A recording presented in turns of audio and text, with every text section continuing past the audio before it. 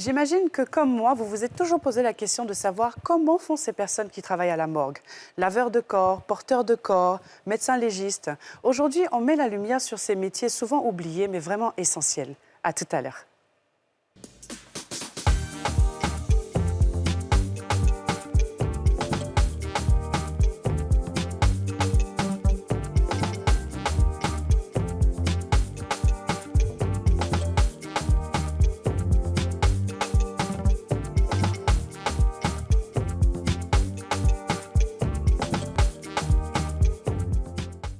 On a tous une bonne raison de suivre les femmes d'ici avec Double Millionnaire.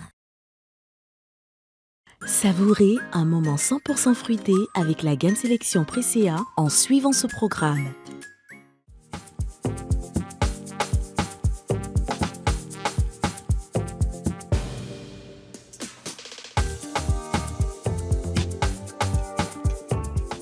Bonjour, bonjour et bienvenue dans votre émission préférée, Les Femmes d'ici, émission qui apporte de la joie, de l'amour, de la paix, mais qui met aussi l'accent sur des métiers qui sont essentiels, mais souvent qui paraissent un peu glauques. Bonjour les filles, comment ça va? Ça va? Ça va bien? Oui. Ah, super, super, je suis contente aussi. Bonjour à nos invités que je vais présenter tout à l'heure. Alors les filles, aujourd'hui, on parle, comme je le disais tout à l'heure, de métiers quand même assez sensibles parce que on perd malheureusement tous les jours au quotidien des personnes, voilà, que ce soit par accident, que ce soit même naturellement. Et il y a des personnes qui sont derrière, comme on dit, qui travaillent à la morgue et qui s'occupent justement de ces corps. C'est vrai que c'est une émission un peu spéciale, mais comme je l'ai dit, on met l'accent sur tous les métiers, dont ceux-ci. Alors les filles, moi j'aimerais savoir déjà, même si la question paraît un peu bizarre, est-ce que vous avez déjà vu un corps sans vie? Oui. Oui? Mon père. Ah oui? Oui. Explique-nous un peu. Comment, qu'est-ce que tu as ressenti et tout? Il avait juste l'air endormi, en fait. Ouais. Voilà, je ne saurais pas faire la différence entre quelqu'un qui dort et quelqu'un qui est mort, clairement, parce qu'il avait le visage habituel. C'était juste quelqu'un qui était là, inerte, les yeux fermés. Voilà. J'ai beaucoup insisté pour le voir, d'ailleurs. Ah ouais? Ouais. Et donc, j'ai vu, et puis, ouais, c'était bien. J'ai apprécié ce petit moment-là, quand même. Je l'ai senti apaisé, parce qu'il avait quand même souffert un peu avant. Ouais. Donc, je l'ai trouvé apaisé, bien. Voilà. Et toi, Yasmine? Non, j'ai jamais vu de corps. Non. Non. Mais alors, Je prie Dieu de ne jamais voir ça aussi. Ouais, mais je pense que c'est un passage obligé. Hein. Moi aussi, comme toi, Ouais. d'ailleurs, j'ai vécu ce moment-là avec mon père et ça a été, par contre, très difficile. Très, très difficile parce que c'était un homme super vaillant et tout. Et puis, on le voit comme ça. C'est ça. Mais comme on dit, ça fait partie de la vie. On va commencer l'émission. Mais avant cela, on a posé justement la question aux Ivoiriens de savoir les métiers autour des obsèques pourraient-ils vous attirer? On en parle.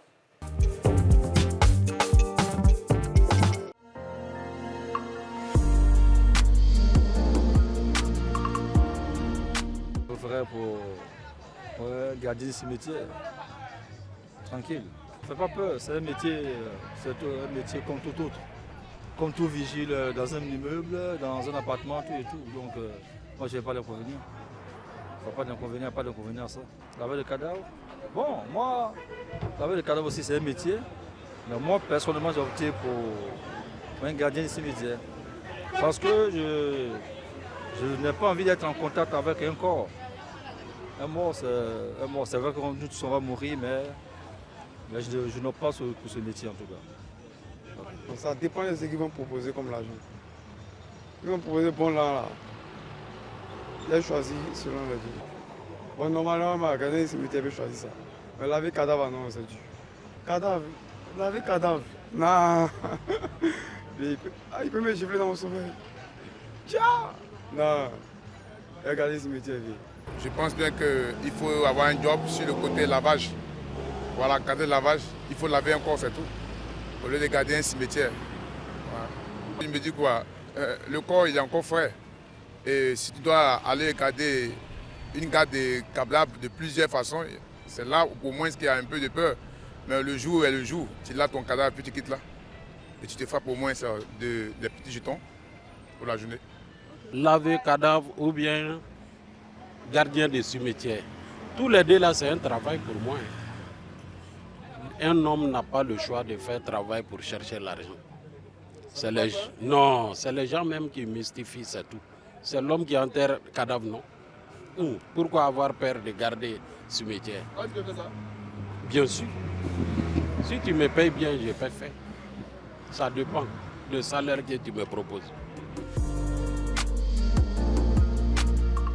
Ouais, je suis en train de mettre prêt à ça. C'est de l'argent qu'il s'agit. Si tu m'appelles C'est pas bien. l'amour du métier. Ah. Alors, avant de commencer l'émission, on va quand même présenter nos invités. Il s'agit de Béatrice Kofi, qui est Thanato. Alors, on dit laveur de corps, mais en réalité, c'est vous préparez les corps. Vous m'expliquerez tout à l'heure. Tu m'expliqueras tout à l'heure ce que c'est, mais le vrai terme, c'est thanatopractrice, c'est ça? D'accord. Bonjour Béatrice, comment ça va? Est-ce que tu es contente d'être avec nous? Oui, je suis très contente. Nous aussi, on est contente de t'avoir parce qu'on a beaucoup de questions même à te poser. D'accord. Ainsi d'ailleurs qu'à M. Adolphe Yao. Bonjour M. Yao. Oui, bonjour madame. Vous êtes porteur funéraire en fait. Vous êtes aussi chef de protocole, je pense, de la morgue d'Abidjan. Mais vous étiez aussi à l'époque porteur funéraire. Oui. Vous allez bien? Oui, je vais bien, je me porte. Bonne arrivée. Alors, écoutez, déjà, première question que je vais vous poser, c'est de savoir en quoi consiste en réalité le métier de thanatopracteur. Béatrice. Le métier de thanatopracteur consiste à traiter un corps, suivre le corps jusqu'au jour de l'enterrement. C'est-à-dire faire les soins sur le corps, faire l'embaumement. L'embaumement dit faire le formol, faire les entretiens sur le corps. Quand les parents viennent pour les visites, tu sors le corps, tu présentes. Les parents regardent et puis s'en vont. D'accord. Jusqu'au jour de l'enterrement. Tu vas nous donner plus de détails tout à l'heure. D'accord. Et toi, Monsieur Yao, en quoi consiste ton métier? D'abord, en amont, le porteur, c'est celui qui va pour les enlèvements de corps. En clinique, partout. En clinique, à domicile et même au niveau des accidentés et autres. Tout. D'accord. Voilà. Et le porteur, encore, fait des petites tâches au niveau même aussi de la société. D'accord. Et encore, le porteur, à la fin de tout ce circuit-là, va pour l'inhumation du corps avec les familles. Ah, voici un peu. D'accord. OK. Très bien. D'accord. Quand on parle de traitement du corps, c'est vous également qui faites le lavage du corps ou il y a quelqu'un qui fait le lavage et ensuite une autre personne qui fait le traitement? Ça on va en arriver tout à l'heure. Mais déjà, même ce que je voulais même demander avant même que Didier, on continue sur ta question, c'est de savoir même comment vous avez fait pour vous retrouver dans ce métier. Parce que ce n'est pas tout le monde aujourd'hui qui accepte d'être en contact avec des corps. On dit c'est un métier comme les autres, mais quand même, comment vous vous êtes retrouvé dedans? Moi, je me suis retrouvée par la curiosité. Comment ça? Explique-nous. Parce qu'on dit il y a beaucoup de postes. Il y a l'administration, il y a la morgue. Et puis, à la morgue aussi, il y a des gens qui font le formol, il y a des gens qui lavent le corps. C'est-à-dire laver le corps, faire la mise en bien, donner le corps aux parents pour aller faire l'enterrement. Mais est-ce qu'il y avait quelqu'un avant qui travaillait dedans et puis ça t'a donné envie de faire? Ou bien comment? Comment tu es rentré? On m'a proposé. D'accord. Il y avait le bureau et puis le métier de thanatopractrice.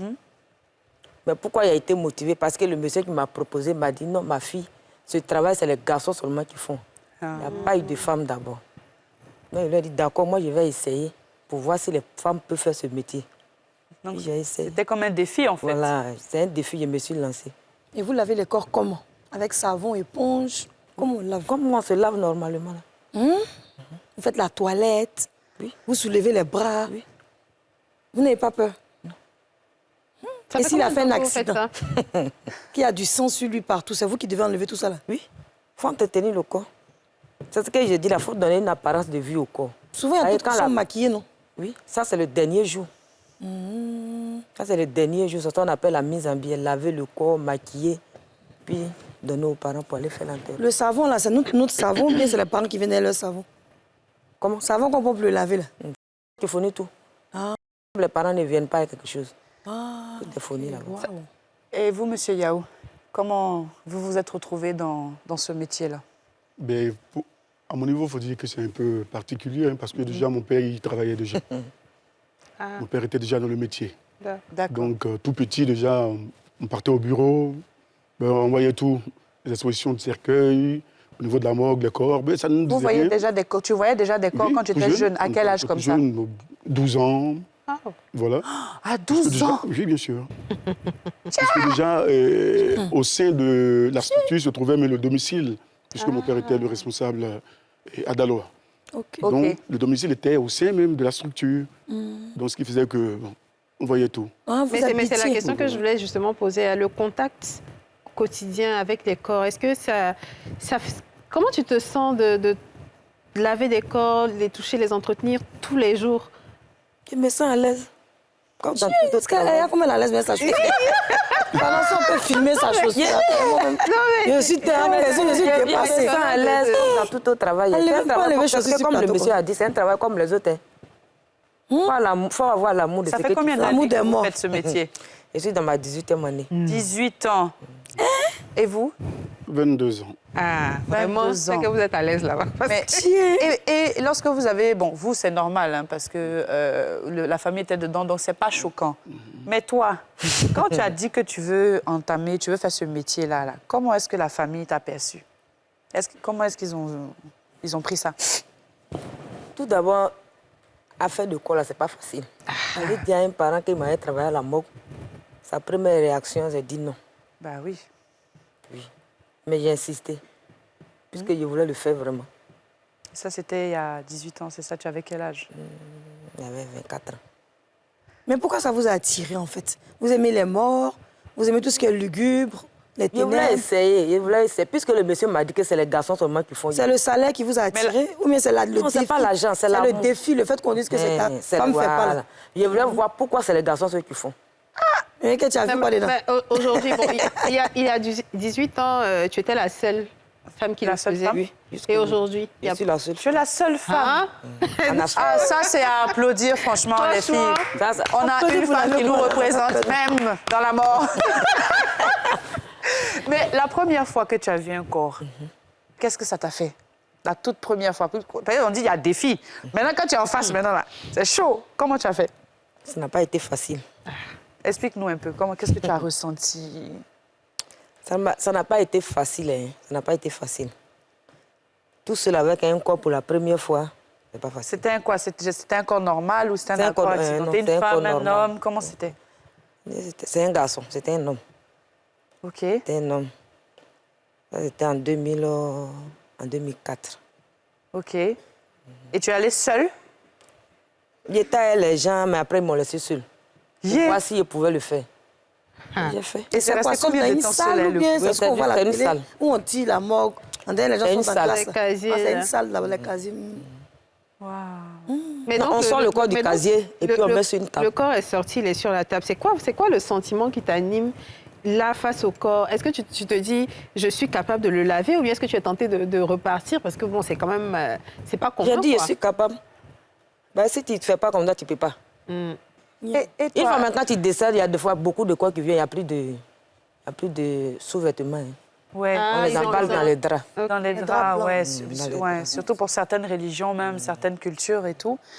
Adolphe, franchement, toi, c'est vraiment... franchement, bravo.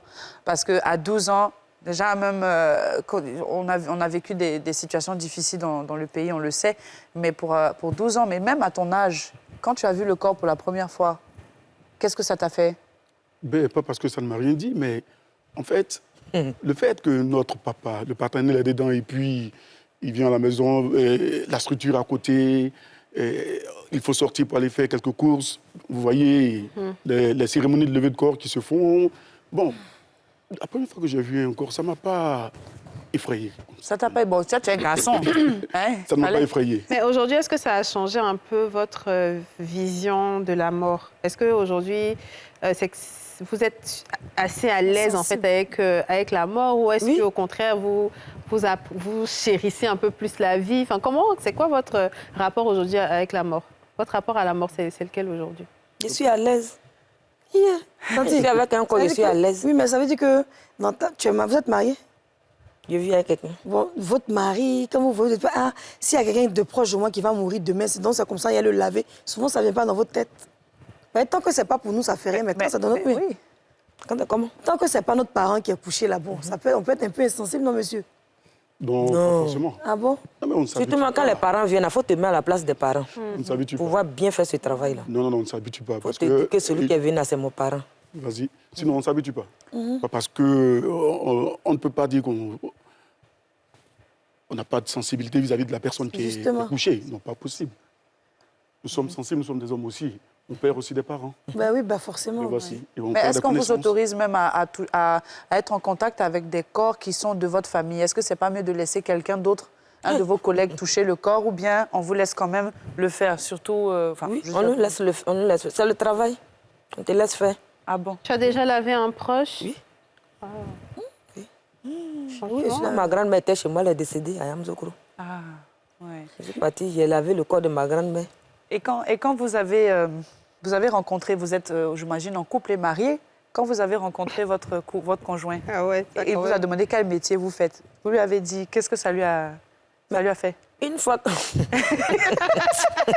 Explique-nous. Ah ouais, quand même. Mais il t'a dit, il travaille. Comme ça avait tout dit. Ah, ça dépend, tu peux être dans l'administration, C'est ça. comme tu peux aussi dire que, bon, voilà.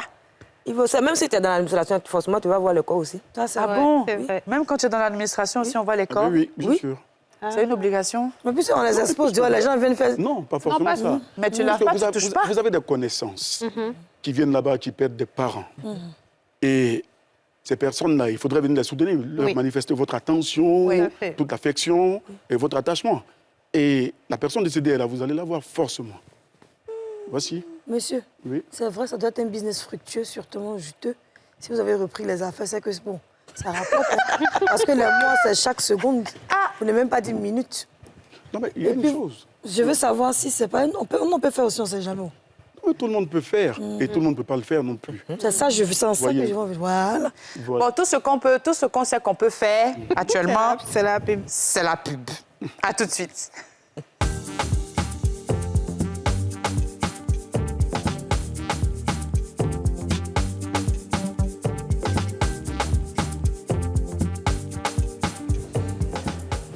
De retour dans votre émission Les Femmes d'ici. Aujourd'hui, on parle des métiers en rapport avec la mort et nous sommes avec Béatrice Kofi, thanatopractrice.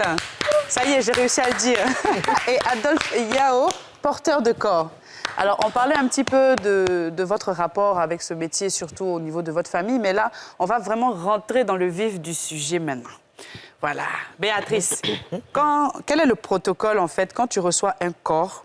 Quel est le premier protocole que tu mets en place quand tu le reçois? Comment ça se passe concrètement? C'est dur. Dis-nous. Ce que tu peux dire, en tout cas. Parce que je sais qu'il y a le secret professionnel, donc on ne t'oblige pas à tout dire, mais dis-nous un peu quand même. Quand tu reçois un corps, avant de traiter, Oui. il y a un papier qu'on signe à l'administration d'abord. D'accord. On appelle ça la fiche d'embaumement. Ce papier, c'est quoi? Une fiche d'embaumement. OK. Maintenant, le parent se fait accompagner par un commercial D'accord. à notre niveau. Le commercial vient et nous donne le papier, la fiche d'embaumement. Maintenant, on sort le corps du casier et puis le parent va identifier le corps. OK. Voilà. En ce moment, il n'y a pas encore formol dans lui. Non, non, non, il faut qu'ils identifient d'abord. Vous dites, ah, c'est mon parent. Puis nous, on commence notre travail. Et le travail, ça consiste en quoi? Quand tu reçois, qu'est-ce que tu fais? Qu'est-ce qu'on fait concrètement? Le travail, c'est pour entretenir le corps, laver le corps d'abord propre, rendre le corps propre avant de faire le formol. Donc, vous le lavez Oui. avec du savon, Avec normalement, du savon, de éponge, savon, normalement. Mais on dit vous cassez souvent les bras pour Non. mettre dans la biais, c'est vrai. Non, casse pas C'est le faux. bras. Les gens C'est une rumeur.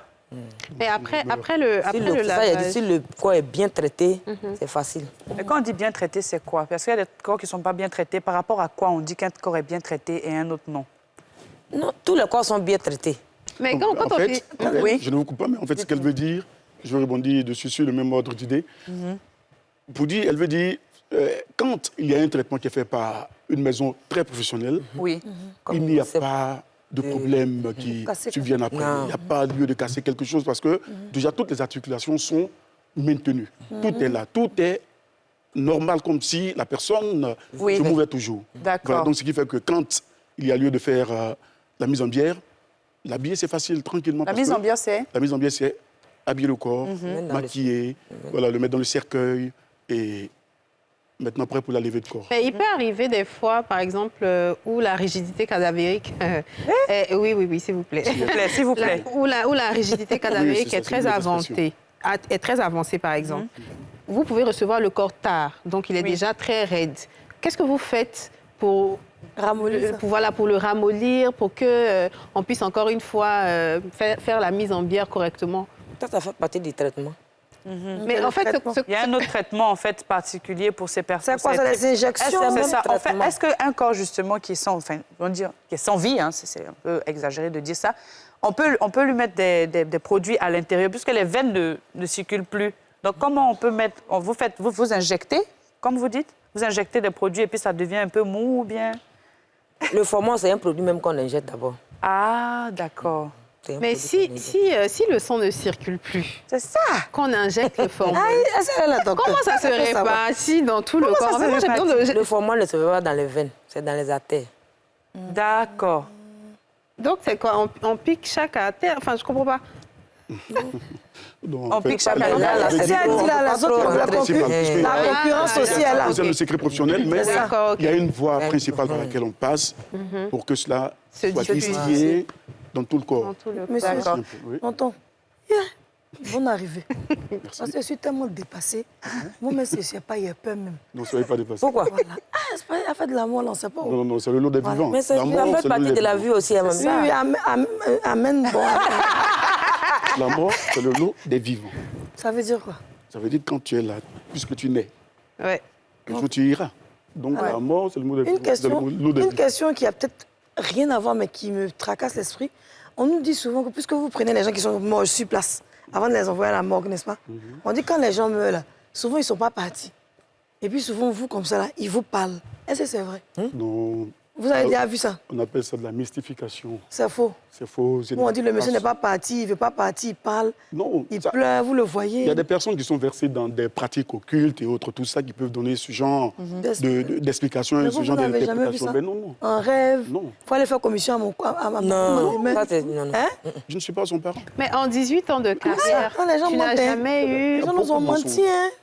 Jamais eu un moment où tu as vraiment pris peur, où tu as eu peur, où tu étais en face d'un corps et tu as eu peur de le toucher, en fait? Non, ça ne m'a jamais arrivé. Mais on dit souvent... T'as dit tu es Django aussi. On dit souvent que pour faire ce genre de pratique, c'est vrai que c'est un métier comme un autre, mais on dit qu'il faut il faut s'apprêter particulièrement. Non, quand tu veux... Il paraît aussi que... Spirituellement... Il faut avoir l'amour de ce que tu fais, c'est tout. Ah, c'est ça. Oui. Dans ça, là, il faut aimer ce que tu fais. Dans ça, là, il faut aimer ce que tu fais. Si tu n'aimes pas, là, tu ne peux pas. En toute chose, il faut une portion de passion quand même. Ah, c'est la passion souvent qui nous met dans le problème. Trop de passion, ça te met dans le problème après. Non, il faut pouvoir aimer. Il ne faut pas trop être passionné dans la vie. Moi, je donne un conseil à mes frères. Un travail, on se passionne pas qu'à se dépasser. D'ailleurs, si on te trahit, là, ça va pas te faire. Aujourd'hui, ton travail, si tu n'aimes pas, tu ne peux pas venir t'asseoir ici. Non, c'est clair. Il faut avoir une once de passion. Vraiment, c'est la passion aussi. Mais en fait, ce que vous dites là, c'est hyper lisse, c'est hyper beau. C'est vrai que peut-être les gens dans des pratiques occultes vont trouver d'autres explications. Mais 22 ans de carrière, 18 ans de carrière, il n'y a pas de rêvé d'un mort quand même un jour. Si, quand même. On n'a pas besoin de travailler là-bas quand même. Anecdote, mais... On n'a pas besoin de travailler là pour rêver d'un mort quand même. Dites-nous un peu. Une anecdote, peut-être que c'est sur la pratique. Sur la pratique, c'est-à-dire C'est-à-dire de mon métier dans le quotidien, peut-être tu peux dire, bon, il y a eu ci, il y a eu ça. Donnez-nous une anecdote. Concernant ce qui entoure un corps... Bon, donnez-nous une anecdote. Bon, une anecdote, c'est dans la pratique de mon métier de maître de cérémonie et de protocole. D'accord. C'est tout. Expliquez quand même. Peut-être notre feu, le président Augustin Sidi Diallo. Oui. Je salue sa mémoire et je salue la mémoire aussi du père fondateur d'Ivoseb, Abdoulaye Diallo, qui est fraîchement décédé. Oui, voilà, on aurait dû déjà au début Merci. lui dédier vraiment quelques notions de paix à son âme. Mais on le fait maintenant. Donc, dans la pratique de notre métier, vous savez que le plus souvent on reçoit des personnes, des autorités institutionnelles de tout genre à Ivosep là-bas au niveau des cérémonies. Et bon, dans la pratique du métier, dans l'addiction et dans tout ce qu'on fait, dans la maîtrise de cérémonie, il y a eu un jour, le président Augustin Sidi Diallo a dit, toi, monsieur, vous voulez qu'on vous nomme ministre de la littérature ou bien quoi? C'est vrai que vous avez le verbe. En fait, j'ai dit non, président, c'est pas ça. C'est pas parce que nous sommes une institution. Donc, quand on traite une cérémonie, il faut aller avec tous les éléments. Tous les éléments. Pour satisfaire la famille, parce qu'il faut se dire que donc, pour une cérémonie de levée de corps, vous avez au moins 4 parties intéressées pertinentes. Vous avez déjà le défunt, vous avez la famille, vous avez les autorités qui viendront et tout le flux. Donc, tenir une cérémonie, c'est de bout en bout et puis il faut rester. Pour revenir un peu même à nos corps, hein, on va dire, il paraît également que le corps, quand il meurt, il continue d'avoir les ongles qui poussent, il continue d'avoir les cheveux aussi qui poussent, et j'irais même plus loin, il paraîtrait que certains défèquent aussi. Est-ce que c'est vrai? Surtout pour les corps que vous conservez longtemps, parce qu'on sait que dans des familles, il y a souvent des palabres, donc le corps même peut rester 1 an, 6 mois là. Est-ce que c'est vrai? Vous avez déjà constaté ça? Ça, c'est pas un secret, Béatrice, quand même. Il y a beaucoup de secrets là. Il y a trop de secrets là. Il faut sortir un peu là. Hein? Dites, ça pousse, mais ça ne veut pas pousser comme si tu es vivant. Ah, comment ça? C'est quoi la différence? Non, mais quand tu es vivant, le sang circule. Voilà. Oh, lui, il est couché. Les cheveux poussent, mais ça ne veut pas pousser comme pour nous, là. Ah bon, hein? Mais j'ai dit, donc... Mais c'est rare. Elle veut dire que c'est pas le plus souvent, mais il y a un ralentissement, franchement. C'est ça. Ça veut dire quand ils arrivent, on a déjà enlevé la gaine, on a déjà enlevé son soutien, ses perruques, ses faux ongles. Quand tu arrives chez vous. Ou c'est vous qui le faites? Ou c'est vous qui faites tout ça, là? Il y a des fois, c'est enlevé, il y a des fois, c'est nous, on fait. D'accord. Il y a des parents qui font tout ça avant d'envoyer le corps. Il y a des fois aussi, tout reste sur le corps. Est-ce que vous avez déjà assisté même à des scènes avec les parents où ils font palabre sur le corps pendant que vous êtes là? Oui. Ah! Ils font le palabre comment? Entre la femme et puis... Le plus souvent, c'est entre la femme et puis sa belle famille. Ah! Ça aussi, ça est dans quand on là, on fatigue les femmes, là. Mais monsieur... Ça prend combien de temps pour laver un corps et faire tous les soins qu'il faut? 1 heure de temps. Donc, pendant 1 heure de temps, c'est douche, pommade, laver, machin. maquiller, habiller. Donc ça, c'est le jour J. Ça, c'est le dernier jour. Mais avant ça, donc c'est quoi? Quand le corps arrive le premier jour? Pour faire le formol. Voilà, vous faites le premier soin. C'est à 45 minutes. D'accord, mais admettons que le corps fasse 1 semaine. Quand il arrive le premier jour, que vous faites le lavage et formol, tout ça, vous ne le touchez plus jusqu'à ce qu'on aille pour l'enterrement? Si. On doit les soins sont quotidiens, en fait. Oui. Tous les jours? Oui. Chaque 3 jours, on fait les entretiens sur le corps. Ah oui, hein? J'aimerais te poser une question, monsieur, si vous permettez. Alors, je ne sais pas si c'est votre domaine, la couronne, la tombe, tout ça. Comment ça se passe? Supposons on perd un parent, il est passé par la procédure du lavage du corps, il est maintenant dans le casier et on doit l'enterrer. Quelle est la procédure à suivre pour un Ivoirien qui veut enterrer? On a tellement d'anecdotes, tellement de choses, tellement de personnes qui vendent des faux trucs, on entend tellement de mauvaises choses. Vous pouvez nous donner au moins la procédure en fait à suivre? C'est-à-dire, bon, on ne connaît pas. Je veux dire, on achète la couronne, ça sert à quoi? Qu'est-ce qu'il faut acheter d'autre? Il faut aller acheter le cercueil. Enfin, je veux dire, qu'est-ce qu'il faut pour tout un corps? C'est quoi le processus même, de la réception du corps jusqu'à l'enterrement? C'est le conseil funéraire. Bon, il y a ce qu'on appelle un corps de métier qu'on appelle les conseillers funéraires. Voilà. Et ce sont les commerciaux. OK. Voilà. Donc déjà, en amont, l'enlèvement a été fait.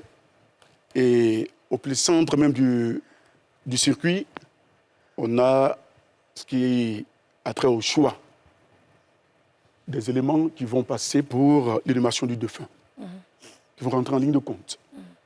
Donc c'est ce qui fait que vous aurez les familles qui iront pour la salle d'exposition de cercueil pour choisir le type de cercueil qui leur sied, qui leur plaira pour leur défunt, pour la mémoire de leur défunt. Et là, vous trouverez dans cette même salle les couronnes, les fleurs, les gerbes de fleurs exposées, de tout type, de toute forme. Voilà. Et tout cela, c'est pour embellir un peu, c'est pour embellir la mémoire du défunt. Et c'est pour dire que nous t'aimons toujours. Nous ne t'oublierons jamais, c'est pourquoi on donne des fleurs. Même si la personne est décédée, mais il faut toujours entretenir sa mémoire. Vous voyez, donc, à partir de là, on ira maintenant sur la logistique concernant les véhicules, c'est-à-dire les corbillards pour le transport, au dernier moment, la salle de levée, voilà, tout ça. Est-ce qu'il y a un protocole particulier pour certaines religions? Par exemple, pour laver le corps, est-ce que c'est différent chez les musulmans, comme chez les chrétiens ou chez les animistes? Est-ce qu'il y a un protocole différent pour chaque religion? Oui.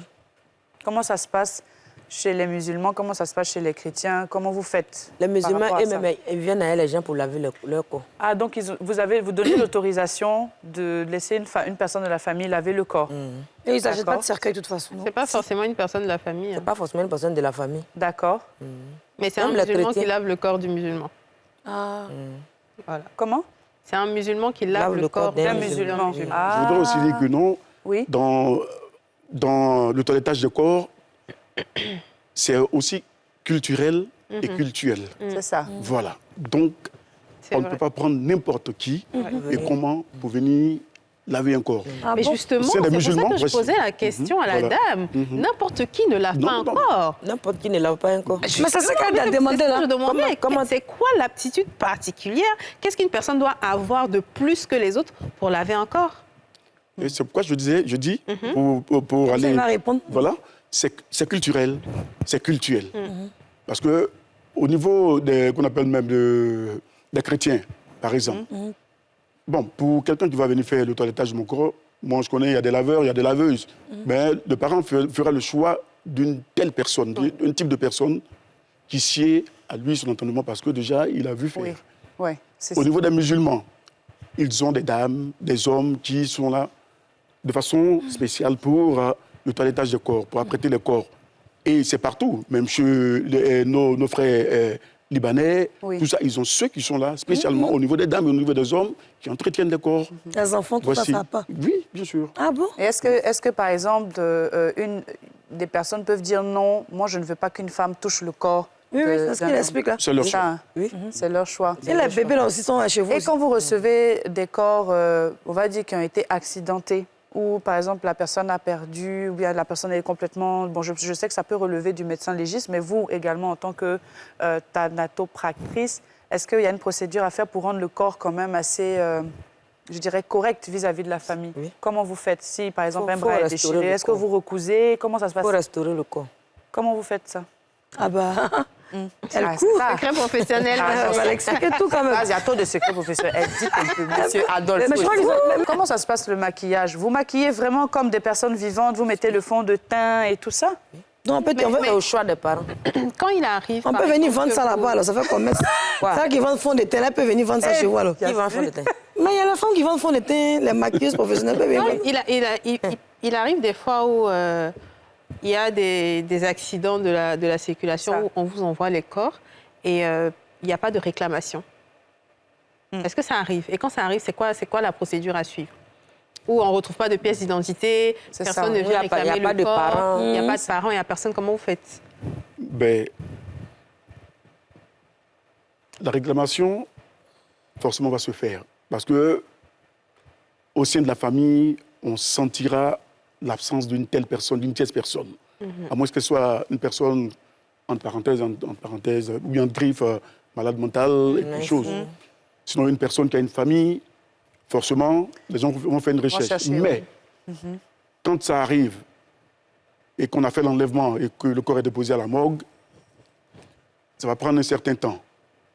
Et on a nos responsables qui sont là, on a un service juridique, tout ça. D'accord. Et avec le service juridique, on fait la communication avec le procureur de la République et pour tel corps X, tel corps XXX.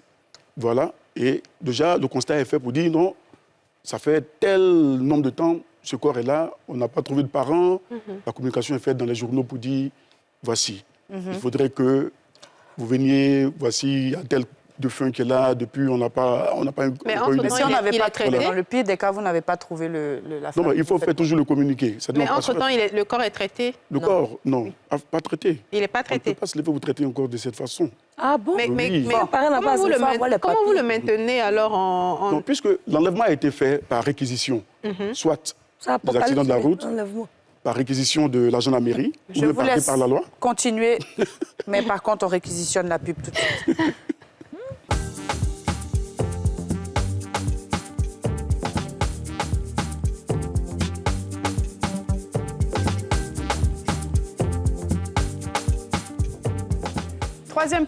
Troisième et dernière partie de notre émission. On est toujours en train de parler des métiers en rapport avec la mort. Nous sommes avec Béatrice Kofi et Adolphe Yao. Et Adolphe, tout à l'heure, tu parlais de la manière, enfin, comment ça se passe lorsque, justement, on n'arrive pas à retrouver la famille pour enterrer un corps. Voilà, donc je disais tantôt que tout ce circuit doit cadrer avec le droit. Voilà, donc c'est pourquoi au niveau de notre structure, on a nos responsables. Voilà, le directeur d'exploitation et de développement, on a le service juridique, on a qu'on appelle même le professeur été même qui est là pour ça aussi. Voilà, donc tout ce monde-là entoure vraiment tous ces éléments-là pour que tout soit fait dans la règle de l'art. On ne se lève pas comme ça pour... Mais c'est ce que je dis, le corps est avec vous. Oui. OK, ça fait peut-être 2 mois, 3 mois. Il n'y a aucun traitement, donc il se décompose. Comment ça se passe? C'est pour ça que je demande, est-ce que vous le traitez d'une certaine façon? C'est peut-être pas le traitement intégral. Comme les familles le font et tout. Voilà, est-ce que vous conservez le corps avec quelque chose pour le maintenir? On conserve le corps. Vous conservez quand même. On conserve le corps. Est-ce que vous Même avez... s'il n'y a pas de parents, il faut conserver le corps. Mais C'est ça. vous avez un délai, genre à partir de tel moment, si le corps n'est pas réclamé, vous l'enterrez, vous faites quoi avec? C'est ce qu'il était en tête de... Voilà, le délai est régi par la loi. OK. Donc c'est pourquoi non, nous on ne peut pas savoir le temps puisque cela est se situe au niveau des patrons. D'accord. Voilà, au niveau de la direction d'exploitation et de développement, au niveau des services juridiques et au niveau qu'on appelle même de la médecine légale.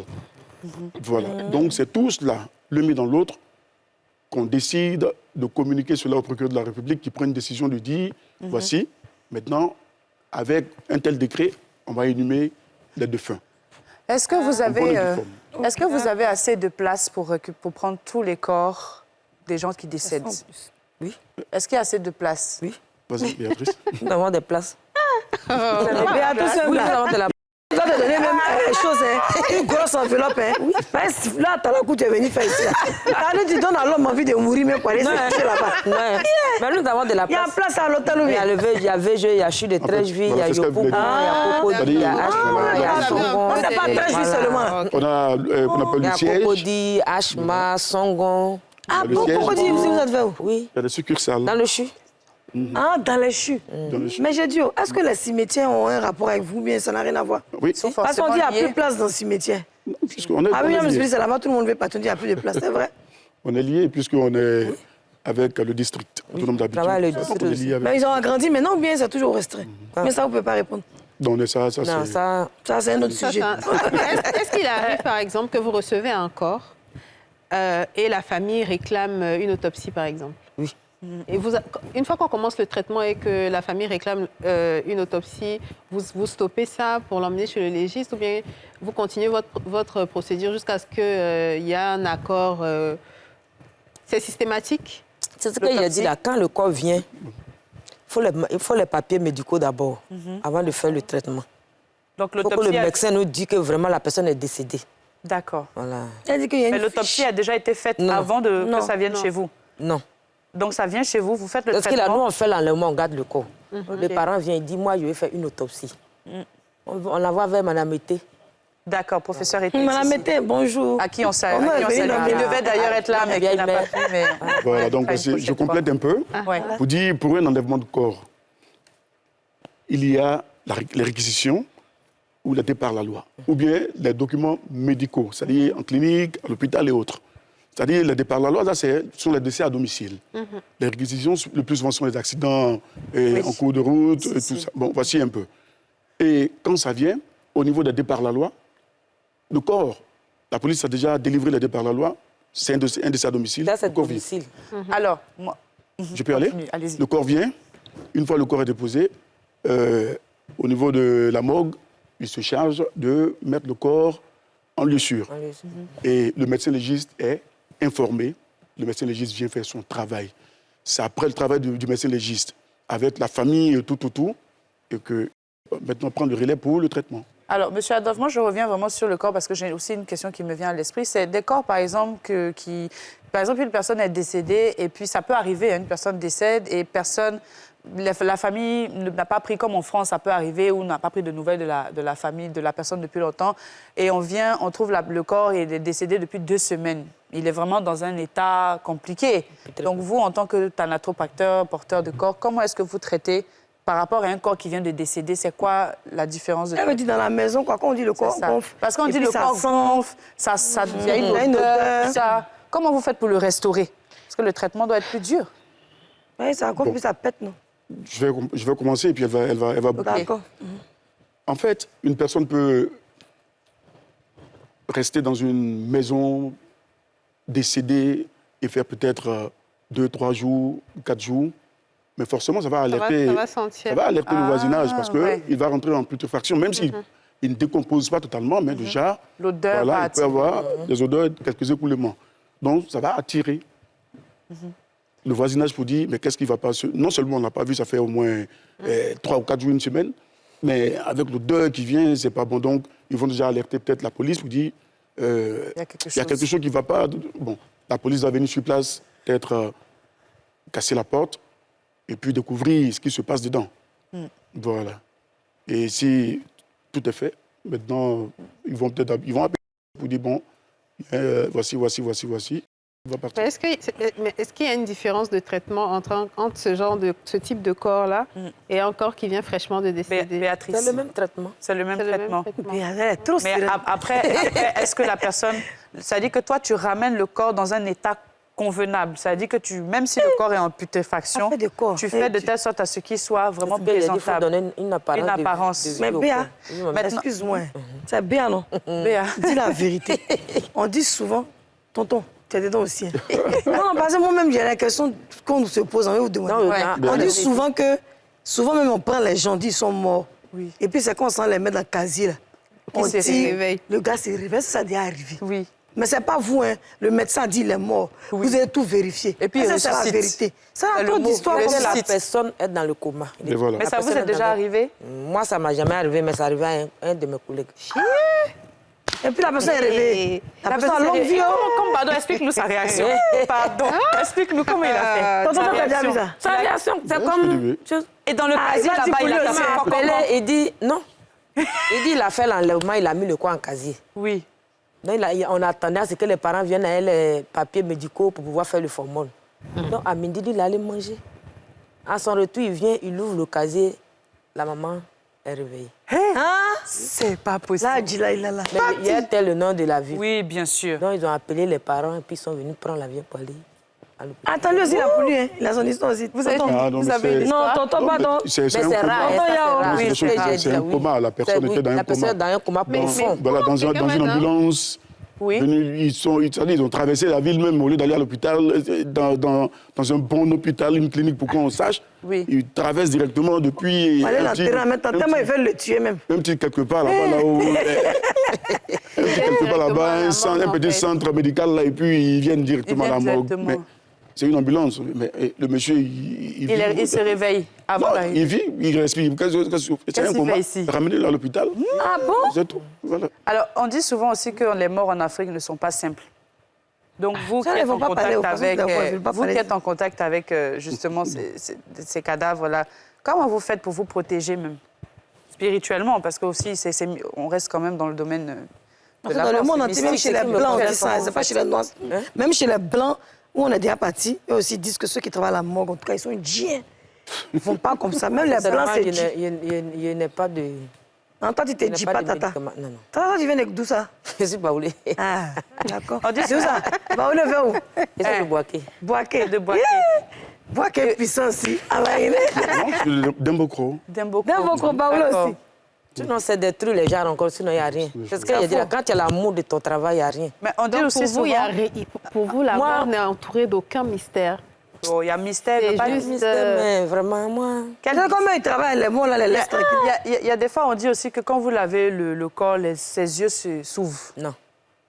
Ou bien sa bouche. Non. Non, c'est faux. Mais c'est ce que je dis là, tout vient du traitement. En faisant le format, on ferme bien les yeux, la bouche. Mais tonton... Une fois c'est fermé, c'est fini. Un corps peut rester combien de temps?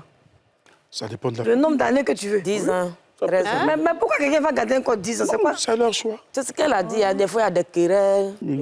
Est-ce que c'est vrai, on dit le corps reste là-bas, les parents peuvent venir prendre le corps, retourner à la maison, le soir, le corps se retourne.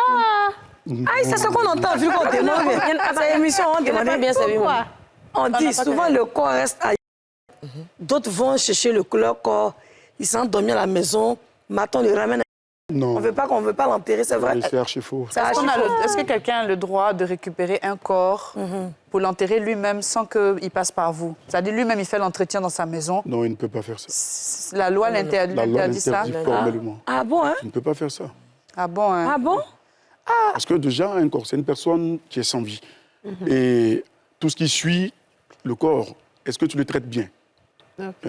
Il y a des risques sanitaires. Est-ce que, au niveau qu'on appelle de ton environnement immédiat, il n'y aura pas de risques de contamination et tout ça, des maladies qui vont... corps contaminé. Voilà. Il y a tout ça. Donc, tu ne peux pas te lever de toi-même, une personne qui décède chez toi et toi, tu vas vouloir l'enterrer toi-même. Mais tu l'as tué, toi, mamie? C'est quoi le problème? Ça a dû être dur aussi pour vous à cette période-là, la période... Qu'est-ce que tu veux cacher? À la période du corona, ça a dû être compliqué pour vous aussi à gérer cette histoire. Comment est-ce que vous avez pu réussir à gérer cette période-là au niveau du corona avec les corps et tout ça? Comment vous le faisiez? Voilà, vas-y. Il y a des trucs, on se protège.